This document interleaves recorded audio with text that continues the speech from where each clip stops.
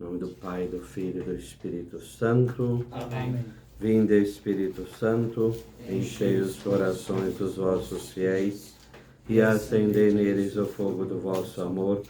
Enviai o vosso Espírito e tudo será criado e renovareis a face da terra.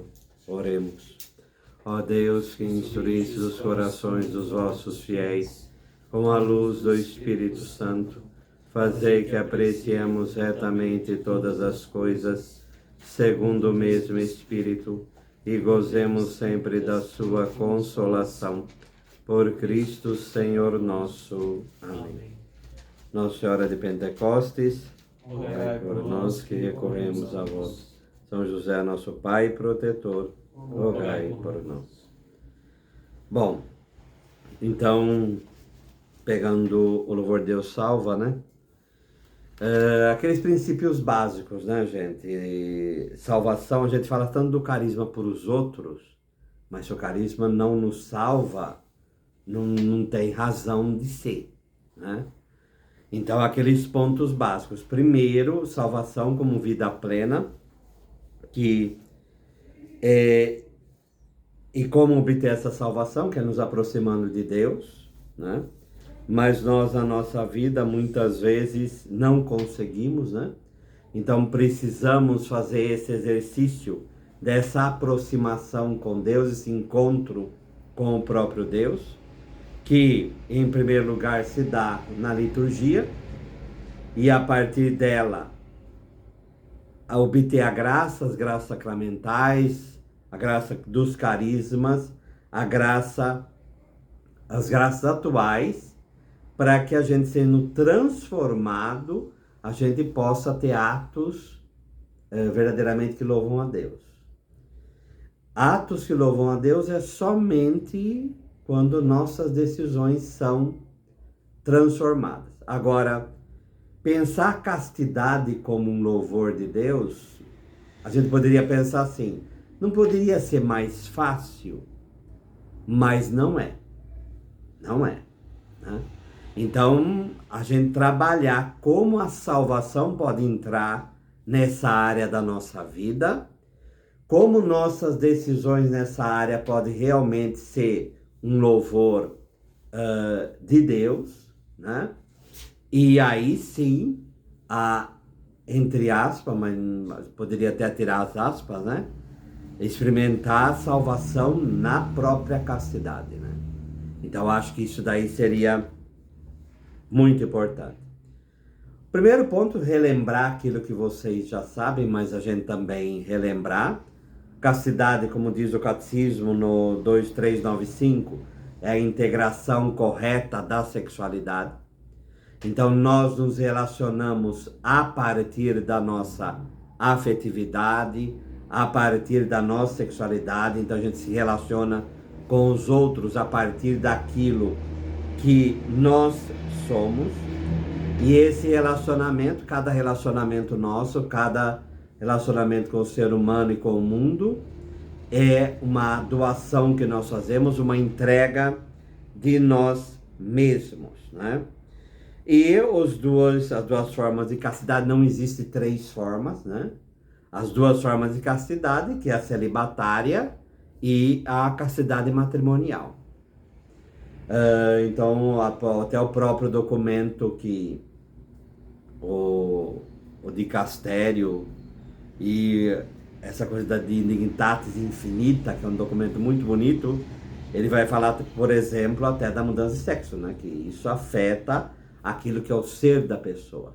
Então, o que a igreja nos convida? Para ir para dentro, ir naquilo que nós somos. E aí trabalhar isso dentro de si, tá?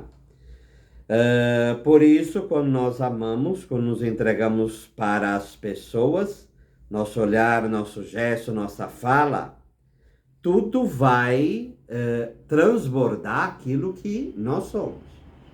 Aquilo que nós somos. Se nós temos uma posição na castidade egoísta, de tomar posse dos outros, cada ato nosso, cada fala nossa, tudo na nossa vida vai demonstrar e vai ser influenciado por essa posição egoísta de querer tomar posse dos outros. Se nós temos uma posição verdadeiramente de doação, aí sim nossos atos vão transmitir essa posição de doação. Como que a gente vê isso? Então, lembrando lá, sempre vem essa passagem e acho que ela é a melhor para poder entender isso, que é Lucas 7. Né? Então, Jesus está na casa de Simão, o fariseu. Entra uma mulher, pecadora pública, porque é assim que o fariseu, no seu interior, a julga. Essa mulher lava os pés de Jesus com as lágrimas e enxuga com os cabelos. Então vamos naquele processo contemplativo que Jesus vai falar. Ela foi perdoada porque ela amou muito. Ou ela amou muito, por isso que ela foi perdoada. A frase ali, ela dá esses dois sentidos, tá? Ao invés, o fariseu não. Ele não acolheu Jesus, ele não deu o ósculo de acolhida, enquanto ela não para de beijar os pés de Jesus. Ele não lava os pés, que é o costume. Ela lava os pés com as lágrimas, tá? Agora, vamos se colocar no lugar dessa mulher. Primeiro, ela teve que enfrentar os olhares. Ela sabia que ela não seria bem recebida na casa daquele homem. Ela sabia disso, tá? Segundo ponto, Jesus acolhe toda a doação que essa mulher faz. E no original é porque ela amou muito, quer dizer, esse modo de se entregar totalmente. E essa entrega verdadeiramente arrependida de querer crescer como ser humano é que vai realmente dar a graça para essa mulher. Diferente de João 8, Jesus não fala para ela, teus pecados estão perdoados. Vai, não peques mais. Ali o próprio ato dá essa contrição perfeita, essa doação perfeita. E aí a gente lembra da 1 Pedro, né? O amor apaga uma multidão de pecados. Como que a gente pode deduzir que não há uma má intenção naquela mulher? Exatamente por tudo isso. Essa mulher foi doação pura, tá? Foi arrependimento puro. E Jesus acolhe perfeitamente essa doação dela. Perfeitamente essa doação dela. Como Jesus também abraça a criança e acolhe efetivamente as crianças, como Jesus está ali junto com João e está ali junto com ele, tá? No dia da Páscoa. Então, a afetividade dessa mulher, ela manifesta a intenção que ela tem por dentro. Diferente, como a gente viu lá na 1 Samuel 13, lá de Aminon, né? Quer dizer, quando há uma intenção de posse, de usar o outro, então aí não funciona. Aí realmente a castidade está machucada. Por isso a gente se preocupa muito com o externo. A castidade, em primeiro lugar, é com o interno. Então a gente precisa ver como estão as nossas decisões no relacionamento com as pessoas. E aí, não só o relacionamento com as pessoas, com aquelas que nós queremos estar junto, mas também o nosso relacionamento com aquelas pessoas que às vezes a gente não tem um apetecimento, um querer estar junto, né?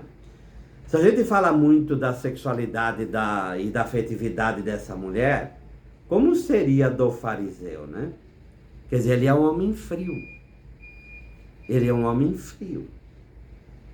Então, ele trata Jesus da forma mais fria possível. Então, quando a pessoa é assim, a castidade dela não está bem. O processo de doação dela para o outro não está bem. Então, tem que visitar as próprias decisões da pessoa. E aí sim, nós entramos num verdadeiro autoconhecimento. O catecismo vai dizer: a virtude da castidade desabrocha na amizade. Mostra ao discípulo como seguir e imitar aquele que nos escolheu, como seus próprios amigos, se doou totalmente a nós e nos faz participar de sua condição divina. A castidade é promessa de imortalidade. Por que é promessa de imortalidade? Porque sereis como os anjos, né? Então, a castidade, ela verdadeiramente vai nos preparando para o céu, tá?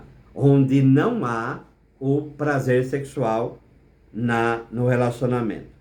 A castidade se expressa principalmente na amizade ao próximo. Como eu trato meus amigos, como eu trato as pessoas com que eu me relaciono, é o melhor modo para a gente ver como que a gente é casto ou não. E aí aquela história, aquele velho ditado, né, de certas irmãs lá do século XIX que eram castas como os anjos e orgulhosas como os demônios. A pessoa não é casta quando ela é desse jeito. Quando ela tem o coração gelado, a castidade dela não está bem. O que ela vai fazer? Ela vai transferir isso para o poder. E ela vai querer ter o prazer a partir, por exemplo, do exercício do poder. Então, um dos questionamentos que a gente tem que fazer, se a gente é amigo realmente das pessoas, e a gente se doa a elas, e trata elas como seres humanos, aí sim eu começo a ver qual é o estado da minha castidade. Porque às vezes a gente se preocupa só na área do pecado. A gente tem que ver castidade como um todo, né? Ela abarca toda a vida do ser humano. Todo modo como o ser humano se relaciona. Por isso que o catecismo pode dizer que a castidade se expressa principalmente na amizade ao próximo.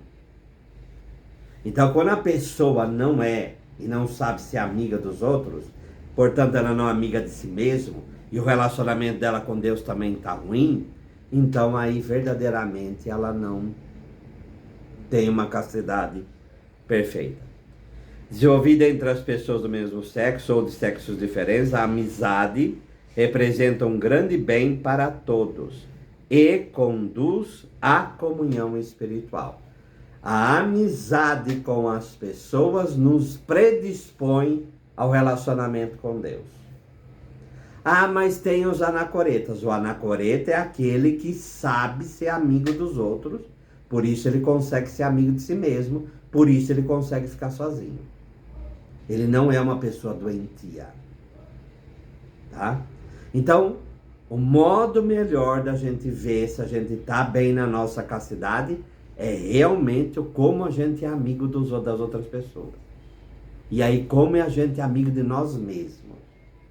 Aí você sabe verdadeiramente se você é casto ou não, tá? Ela deve dispor e nos ensinar a ter amizades verdadeiras com doação verdadeira, tá? Como é o caso dessa mulher que nós citamos. Mas também nós trazemos feridas com relação à castidade.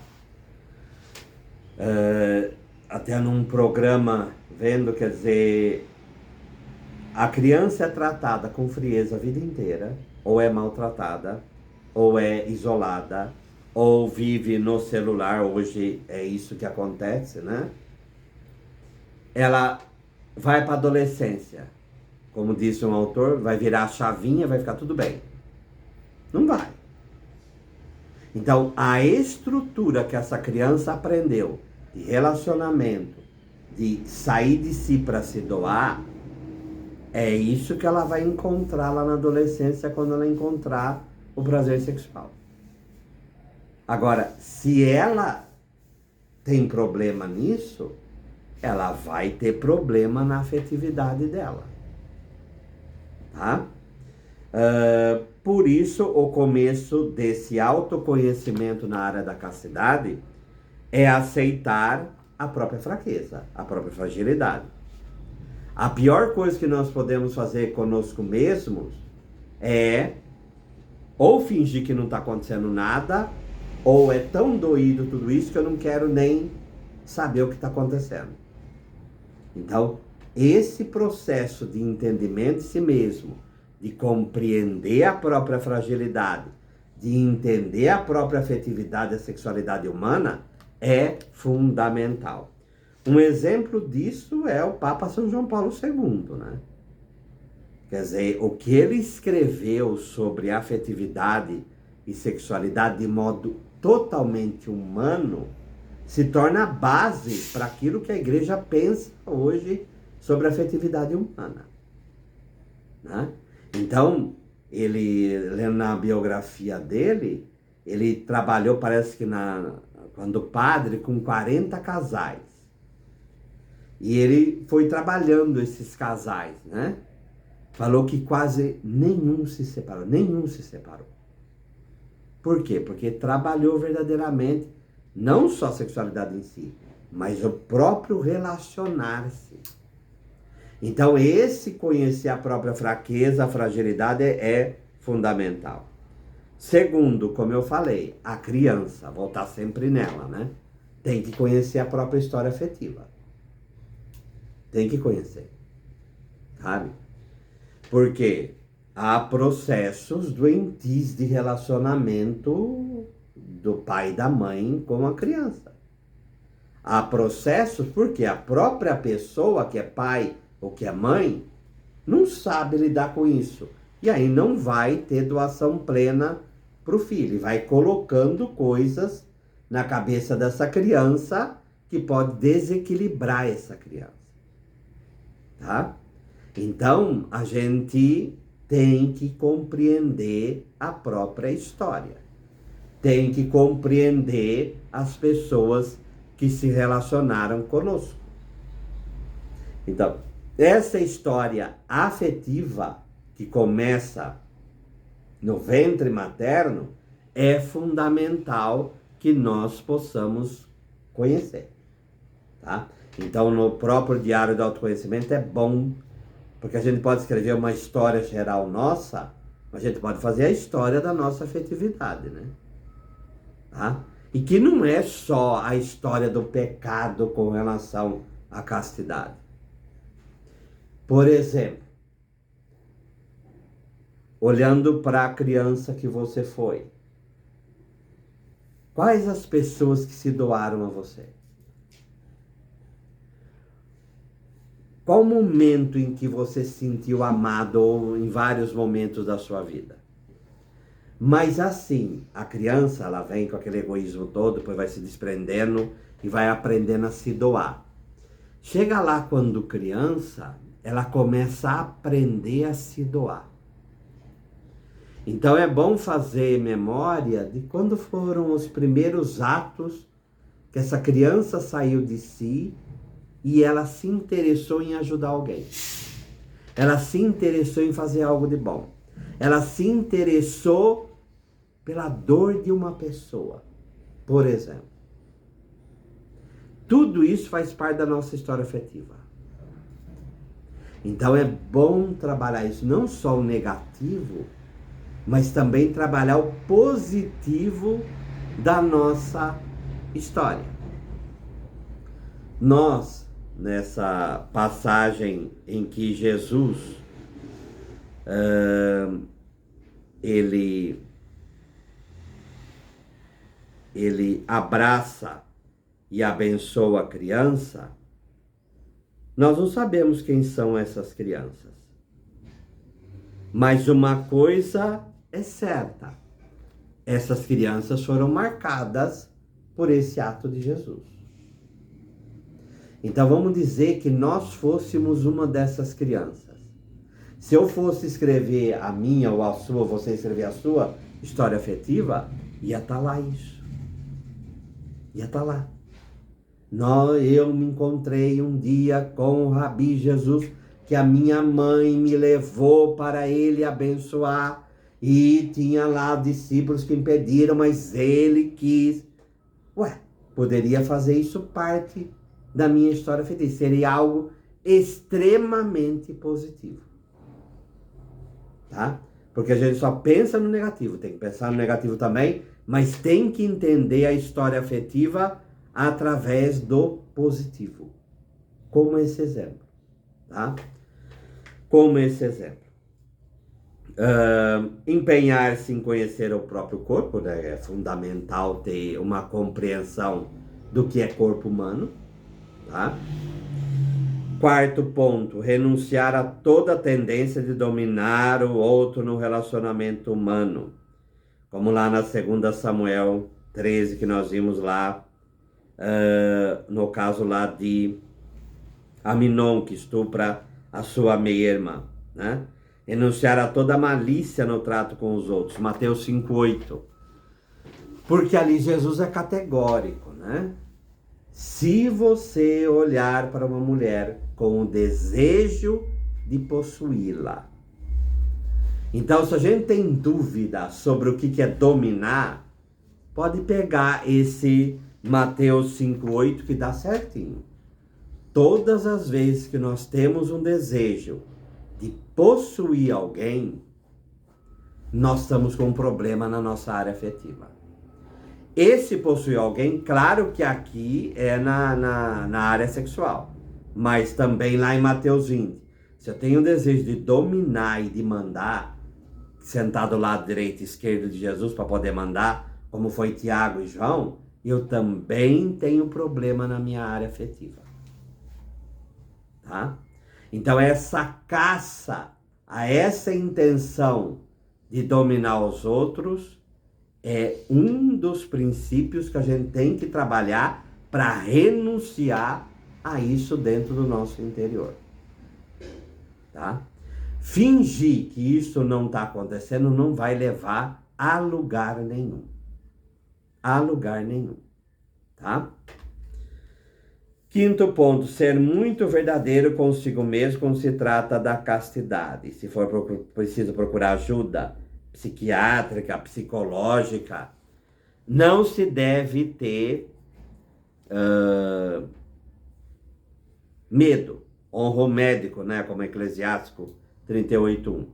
Só que a intenção tem que ser sempre uma. Eu quero procurar a minha integração. Eu quero procurar ser íntegro, ser uno. Se tiver outro tipo de intenção, por exemplo, sempre se pode querer a castidade, rezar todo dia, fazer sacrifício, fazer o que for. Se tem intenção só em ter prazer, pronto, destruiu tudo. E aí não tem remédio, não tem. Por quê? Porque a intenção é má. E aí acabou. Mas então qual que seria a intenção? A intenção é sempre se doar para dar vida para os outros. Essa seria a intenção. Tá? Então esse compreender a própria intenção no nosso relacionamento com as pessoas é fundamental. Tá? Até para que a gente possa aí crescer como ser humano. Então hoje, por exemplo, no YouTube tá cheio de coisa assim, falando sobre estudos sobre a influência da pornografia sobre os seres humanos. Por quê? No cérebro vai fazer caminhos, né? E homens casados que ficam utilizando pornografia dia e noite, eles não querem mais ter relacionamento com as suas esposas. Por quê? O cérebro vai sempre naquilo que é mais fácil. Tá? E aí, é claro, tá ali à minha disposição, eu não quero, se ali é mais fácil, para que eu vou para o mais difícil? Então, esse processo, e ali tem uma intenção de dominação. Tem uma intenção, porque, mas não está presente, não interessa. Eu estou querendo dominar aquela pessoa. Dominar aquela pessoa. E finalmente, a cura interior é a graça de Deus que penetra em nosso ser e nos cura. Tá? Apresentemos a graça de Deus, a nossa natureza, a nossa fragilidade. E aí a gente falou de todo esse processo de autoconhecimento. Não importa se eu tenho um autoconhecimento total ou não, porque eu não vou ter mesmo, né? Só Deus tem autoconhecimento puro. Mas, mesmo que eu não conheça, eu não posso desistir de sempre pedir a graça da castidade na minha vida, tá? Isso é fundamental. Por isso, os caminhos, procuro, aí num processo de autoconhecimento, procuro conhecer a humanidade sacratíssima de nosso Senhor Jesus Cristo. A castidade é essencial para mim, porque tem para certas pessoas não é, tá? Simplesmente eu vou vivendo na busca do prazer e torno essa busca do prazer o ideal da minha vida. Então, primeiro ponto, tem que ser essencial para nós o querer buscar a castidade. Tem que ser meta mesmo, tá? E aí achar esse pecado como normal, né? Busco conhecer a sexualidade e a afetividade humana? Ou sou indiferente, né? Outro lado aí, que é a idolatria do corpo humano, né? Então aí a vaidade... Por que há idolatria? Porque a pessoa torna aquilo a única coisa na vida dela. Só que o processo de vida, a gente vai envelhecendo, né? Então não tem como.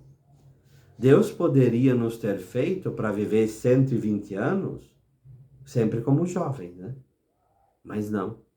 O processo de envelhecimento, ele faz parte e ele faz parte até para nos ajudar a buscar aquilo que é essencial. Então, se eu não busco a castidade como algo essencial na minha vida, a própria vida vai se encarregar de me conduzir a buscar isso que é o essencial. Tá? A sexualidade é algo bom, e não adianta ficar xingando, quer dizer, tem pessoas que têm problema, não adianta, quer dizer, é algo bom. Se eu não aprendi a administrar do melhor modo possível, eu vou pedir para Deus para que isso aconteça. Finalmente, a minha castidade é um louvor realmente feito a Deus, tá? E aí trabalhar esses 3 pontos, né? Eu preciso, primeiro, esse autoconhecimento, compreender a minha história afetiva, tá? Pedir realmente a graça de Deus, o Espírito Santo, para que me ilumine nesse processo, tá? E a cura interior é tanto louvar e bendizer a Deus por tantas pessoas que nos ajudaram a crescer como ser humano e apresentar a Deus as feridas. Agora, se eu tenho apego a prazer, se eu tenho apego àquilo que passa, se eu quero só instrumentalizar os outros, eu posso querer fazer algo como o seguinte: criar uma casca de beleza, mas lá dentro a minha intenção ser má. Então eu preciso, antes do autoconhecimento, ter bem claro que a meta que eu quero atingir é verdadeiramente uma liberdade de eu poder me doar aos outros. Eu não posso escamotear. Dá para entender? Quer dizer, eu não posso dar um verniz de santidade, sendo que lá dentro o que eu quero mesmo é dominar as outras pessoas. Por que a nossa tendência a dominar tão forte? Porque é o mais fácil. É o caminho mais fácil. Primeira consequência do pecado, conforme está em Gênesis 3. Mas é realmente o caminho mais fácil. Porque amar e se doar é realmente muito mais difícil. Amém? Amém.